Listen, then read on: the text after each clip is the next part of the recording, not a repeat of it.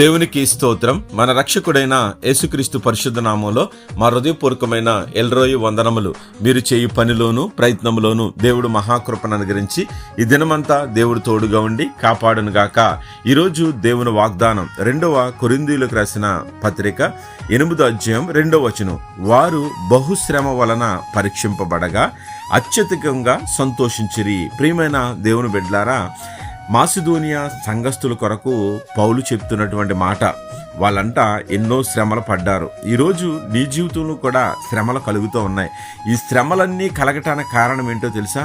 దేవుడు నిన్ను గొప్ప సాక్షిగా నిలబెట్టి నీ పిల్లల ఎదుట, నీ కుటుంబాల ఎదుట, గ్రామం ఎదుట, విశ్వాసుల ఎదుట నీవు నిలవబడి నా పరిస్థితి ఎలాగున్నప్పుడు దేవుడు పాదాల చెంతకు వెళ్తే దేవుడు బంధకంలోంచి విడిపించాడు. దేవుడు నన్ను అనారోగ్య పరిస్థితి నుంచి స్వస్థపరిచాడు. దేవుడు నన్ను అప్పుల భారాల నుంచి విడిపించాడు. శ్రమ కలుగుతున్నప్పుడు నేను మొర్ర పెట్టగా నన్ను ఆపదలోంచి విడిపించాడని సాక్ష్యం చెప్పడానికి. అయితే వాళ్ళు ఎందుకు సంతోషించారంటే శ్రమలు వచ్చినాయి, నష్టం వచ్చింది, కష్టం వచ్చింది. వాళ్ళు బాధపడలేదు.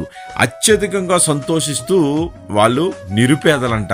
ఏమీ లేదు వాళ్ళకి, నిరుపేద స్థితిలో ఉన్నారు. కానీ వాళ్ళు దాతృత్వముతో దేవుని పనిని చేయటం, వాళ్ళు మనస్ఫూర్తిగా దేవునికి కానుకలు ఇవ్వటం, వాళ్ళు హృదయపూర్వకంగా దేవుని కృప కోసం ఎదురు చూస్తూ పరిశుద్ధుల కొరకైన పరిచర్య, ఈ సువార్త కూడిక, దీనిలో మేము పాలు పొందాలి, మేము అక్కడికి వెళ్ళకపోయినా సరే మనస్పూర్వకంగా వాళ్ళేమో కోరుకుంటున్నారంటే అది దేవునికి మహిమార్థంగా జరగాలి అని ఏ స్వార్థము లేకుండా వాళ్ళు సామర్థ్యం కొలదంట, సామర్థ్యము కంటే ఎక్కువగా కూడా తమంట తామే దేవునికి ఇచ్చి వాళ్ళు సాక్షులుగా పడిపోయారు.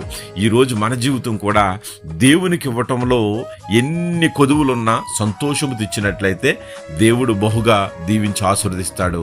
అట్టు కృపాధన్యత దేవుడు మనకు, మన కుటుంబాలకు దయచేయను గాక. ఆమేన్.